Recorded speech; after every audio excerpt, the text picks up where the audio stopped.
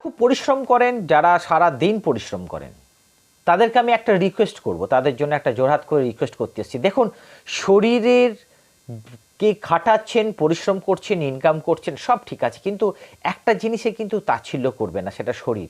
শরীরই কিন্তু আপনাকে সব জায়গায় বয়ে নিয়ে যাচ্ছে। শরীরের জন্যই আপনি ইনকাম করছেন, তার কারণ তাকে কিন্তু আপনি সম্পূর্ণ মর্যাদা দিয়ে রাখার চেষ্টা করুন। শরীর যদি মন্দির মসজিদ হয়, তাহলে আমাকে সেই শরীরটাকে তো যত্ন করতে হবে।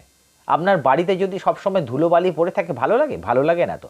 তাই হেলদি নিউট্রিশন সবসময় শরীরের মধ্যে রাখুন, শরীরকে নিউট্রিশন দিন, শরীরকে মেডিটেশন করান, শরীরে যে খাদ্যগুলো শরীরকে ঠিকঠাক সাফিসিয়েন্ট দিন।